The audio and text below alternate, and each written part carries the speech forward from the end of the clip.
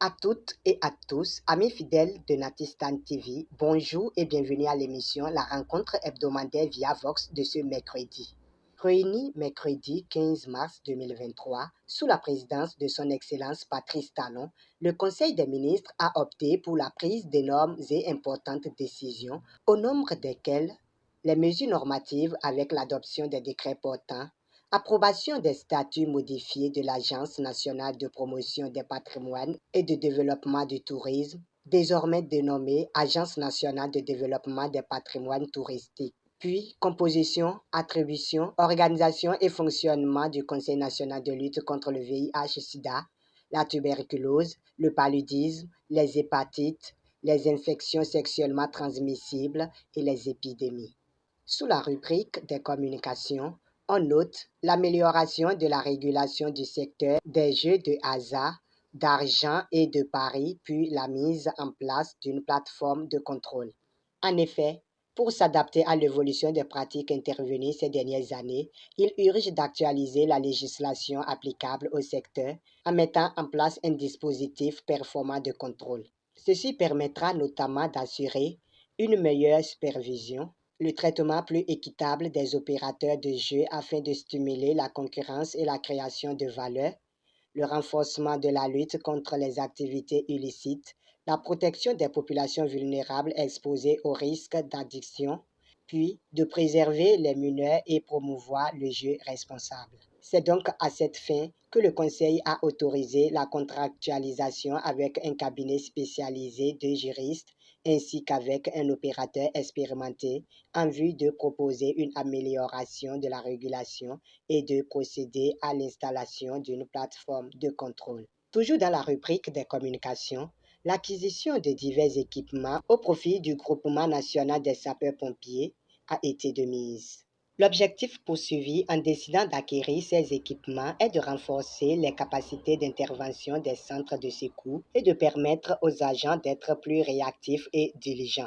Cette première vague d'acquisition porte sur 9 véhicules d'intervention pick-up 4x4, 10 véhicules de secours et d'assistance aux victimes et 2 camions citernes incendie.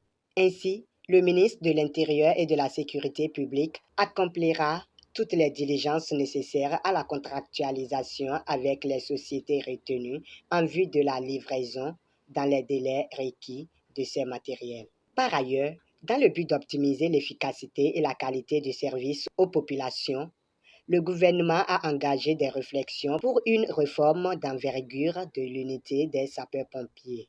Celles-ci déboucheront sur un plan de réorganisation et d'équipement conséquent.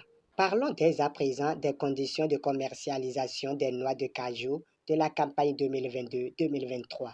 Le bilan de la campagne écoulée révèle que la quantité de noix brutes de cajou produites s'élève à 215 809 tonnes, dont 159 898 ont été exportées. De même, sur une capacité de transformation installée de 60 800 tonnes hors zone économique spéciale de Glodjibé, 10 usines sur les 14 ont fonctionné et ont transformé 17 700 tonnes. La quantité d'amandes blanches destinée à l'exportation est de 1187 tonnes. Pour le compte de la présente campagne, les besoins exprimés par les transformateurs locaux s'élèvent à 119 400 tonnes de noix brutes. Ceux-ci ont émis le souhait de disposer d'une période exclusive en début de campagne pour s'approvisionner en noix brutes. À cet effet, le Conseil a fixé son ouverture pour le 16 mars 2023 à Natitengu et sa clôture le 31 octobre 2023.